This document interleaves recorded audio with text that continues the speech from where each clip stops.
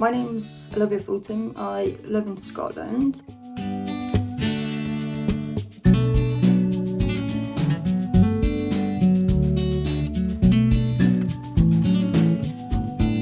The most recent time I remember a few years ago, and when they told me I was going to be ventilated, I just remember feeling this sense of relief because I just couldn't keep fighting. I didn't have the energy. When I was having the drugs, I felt like I was in a game show, and it was all very sort of neon flashing lights, and obviously that didn't happen, but it was very real and it's very vivid, and it is still very vivid for me.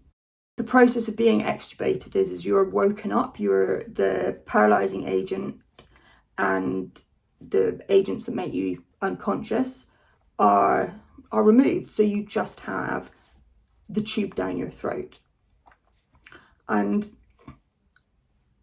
I find this very difficult because I was still wanting to speak, but I couldn't.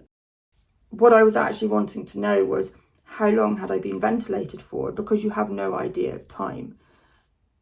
You could be ventilated for half an hour or you could be ventilated for a month and it feels like the same length of time. I wanted to know where I was, what day it was, what time it was, but I just couldn't get that out. And I remember myself becoming very distressed at not knowing any of this.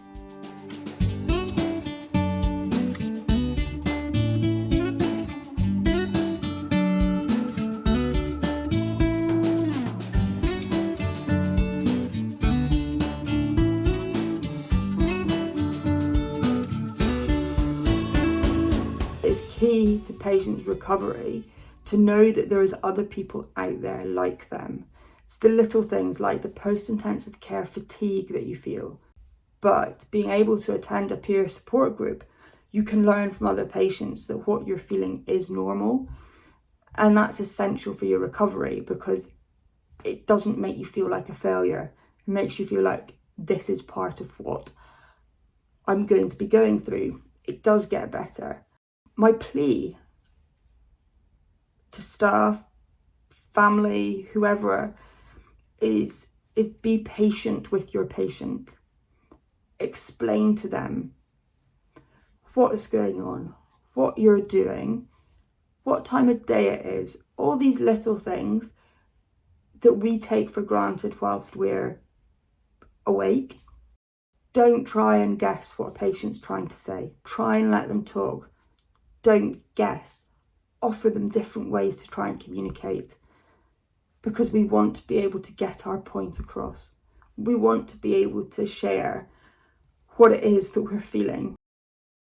One of the other tips that I would give to healthcare staff is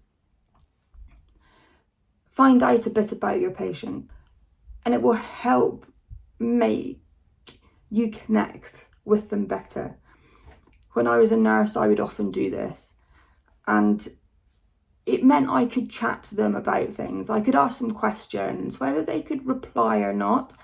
They're going to be able to associate with the words that you are speaking because it's something that's important to them, and it's something that will put them at ease if they have someone sort of speaking to them about things that are familiar to them. One thing I have learned, and it's something that I never appreciated before, is that no matter how far down the line you are post-intubation, so it can be a month, it could be 6 months, it could be a year, memories will come back to you. So I think it's important as staff to remember that although a patient is ventilated, unconscious, in a coma, however you want to say it, they do still feel and do still take things in, even though it's at a sort of subconscious level. So you never know what your patient might remember down the line. And I think that's key, because sometimes if you're having a bad day, you may think a patient can't hear something, but they can. And you don't want that to be the memory that they take away from their experience of being ventilated.